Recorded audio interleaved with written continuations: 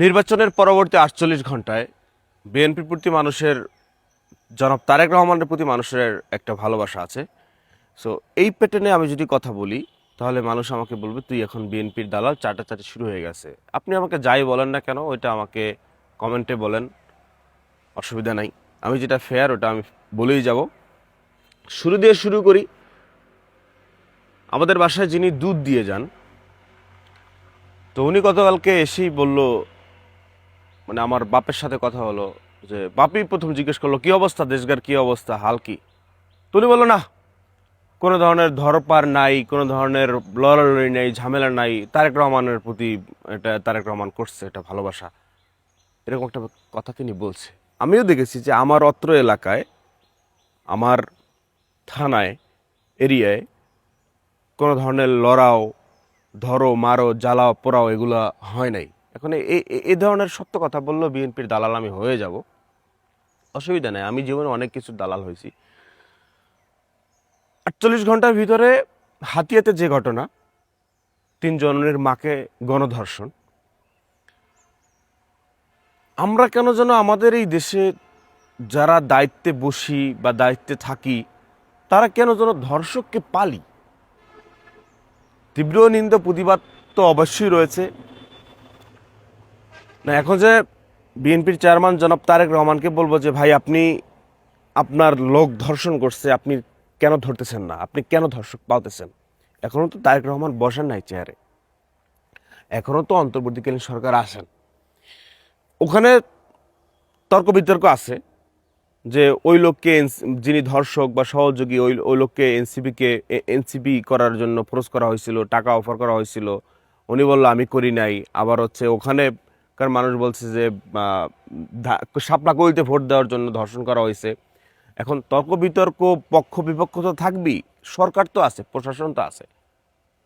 মামলা হান্নান মাসুদ সাহেব তিনি এসপিকে বারবার কল দেন, পুলিশকে কল দেন, ডিসিকে কল দেন, এখানে যান সেখানে যান, মামলা নেওয়া হচ্ছে না। মামলা না নেওয়া হলে আপনার হচ্ছে গিয়া ওই আপনার ডক্টররা রিপোর্ট বের করার মতো অ্যাক্সেস পাচ্ছে না। ঘোলা পানি। ঘটনা হচ্ছে এখন তো একটা সরকার আছে, অ্যাটলিস্ট এই সরকার কি কোনোভাবে চায় না যে একটা মানে ভালো কাজগুলো করে বিদায় নেই? এই সরকার কি, সে জামাত, বিএনপি, শিবির, ছাত্রদল, গণ অধিকার, সে যাই হোক, কে ধর্ষক করছে মানে টিম কয়েকটা গঠন করে ওকে উঠে নিয়ে আসেন, মানুষের কাছে উপস্থিত করেন। আপনি তারেক রহমানকে বলেন যে ভাই, উঠাই নিয়ে আসার পর যদি সে ফাইন্ড আউট হয় সে বিএনপির লোক, আপনি তারেক রহমানকে বলেন যে ভাই আমরা সব প্রমাণাদি পাইছি, সব কিছু মিলছে, গণধর্ষণ করছে। তারেক রহমানও তো তাকে সেফ এক্সিট করবে না, জামাতের আমির তো করবে না তার পক্ষের লোক হইলে। তাহলে অন্তর্বর্তী সরকার এটা কেন করছে না? নাকি বিদায়ের সময় এগুলো কিছু ভাল লাগে না? না, এগুলো কিছু ভাল লাগে না। বিগত আমলে আমরা অনেক দেখে আসছি, আমাদের দেশে ধর্ষণ হয়। কোনো কারণে যদি সত্যিকার অর্থের ধর্ষক যদি আটকা পড়ে যায়, তার ফাঁসি হবে না, ওই ঠেলায় ফেলায় জেল খাটতেছে। ধর্ষণ করে করে মাইরে ফেলছে, একটা জীবন চলে গেছে, হত্যা করছে, ও আটক করার পর তার ফাঁসি নাই, তার বিচার নাই, জেল খাটতেছে। এই জুলাইতে কে যেন কাকে গুলি করে মারছে, স্টিল দেখা গেছে, ভিডিওতে আছে। তার কয় মাসের না কয় বছরের যেন জেল হয়েছে। টু দ্য পয়েন্টে আসেন।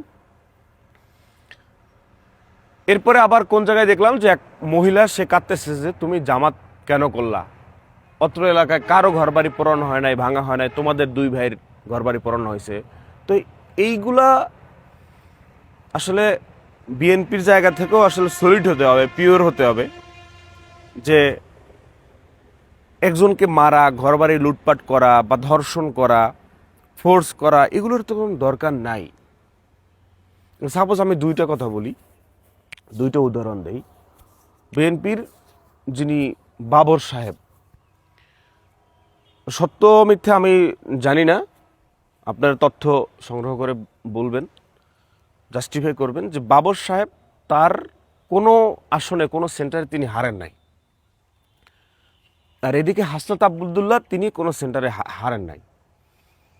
তা হাসনাত আবদুল্লাহ এবং বাবর সাহেব তারা কি কাউকে গিয়ে ধর্ষণ করছে? তারা কি ভোটের আগে গিয়ে কাউকে জোর জবরদস্তি করছে? বা তার ছেলেপেলেরা কাউকে যেইয়া মানে কোনো 3 জননীর মেয়েকে রেপ করছে?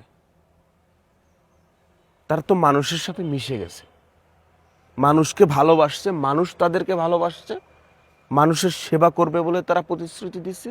তারা কোনো সেন্টারে হারে নাই। এমনিতে মানুষ তাদেরকে ভোট দিয়া, আরো ভোট দেওয়ার জায়গা থাকলে, ভোটের পরেও যদি ডাবল ভোট দেওয়ার জায়গা থাকতো সেটাও তারা করতো, যে আজকে ভোট দিছি, আগামীকালকে আবারও নির্বাচন, আবারও তারা জয়যুক্ত করাইতো। তাহলে এই যে বিচ্ছিন্ন বিচ্ছিন্ন জায়গায় ঘটনা, এর ঘর পার জামাত করে, ওই যে মহিলার কান্না তো দেখেন, পুরুষটা ক্যাপ পরে সে বসে আছে, কিছু তার মুখ থেকে কথাই বেরোচ্ছে না। সে দোষটা করছে কি, সে জামাতে ভোট দিছে বা জামাত করছে। ঘর বাড়ি আলমিরা খাট চকি তার ওয়াইফ না বোন না কি হয় জানি না, এভাবে বলতেছে যে তোমরা 2 ভাই জামাত করছো, তুমি জামাত করছো, কেন জামাত করছো, এলাকার কোনো ঘর বাড়ি ভাঙে নাই, তোমার ঘর বাড়ি ভাঙছে, জামাত করছে এই জন্য। তাহলে প্রতিহিংসাটা আমরা বাদ দিই।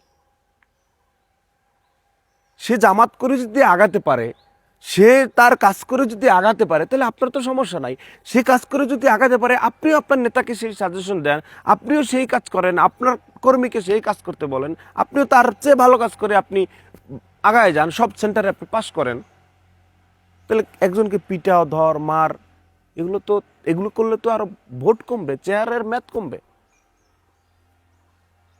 শুনেন ভাই, রোদ পড়তেছে, মনে করেন এই যে মানে এখন তো সংসদ বা রাষ্ট্র ক্ষমতা, এখানে কিন্তু শুধু বিএনপি না, জামাতের লোক আছে, বিএনপির লোক আছে। কেউ যে এককভাবে দাম্ভিকতা দেখাবে সেটা কিন্তু পারবে না। এইখানে কিন্তু চ্যালেঞ্জিং এর খেলা।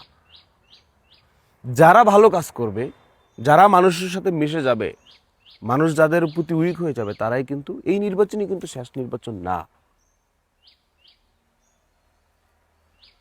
আপনি যদি নেতা হন তাহলেও ভালোভাবে সাবধান হয়ে যান, আপনার নেতাকর্মীকেও সাবধান করে যান যে ভাইয়া এই নির্বাচনই কিন্তু শেষ নির্বাচন না। আপনাকে লং টাইম খেলতে হবে, আপনাকে লং টাইম না, আপনাকে শেষ নিঃশ্বাস পর্যন্ত খেলতে হবে। আপনি এখন প্রতিহিংসা কেউ করতে, কারো ক্ষতি করতেছেন, তারও কিন্তু সময় আসতে পারে।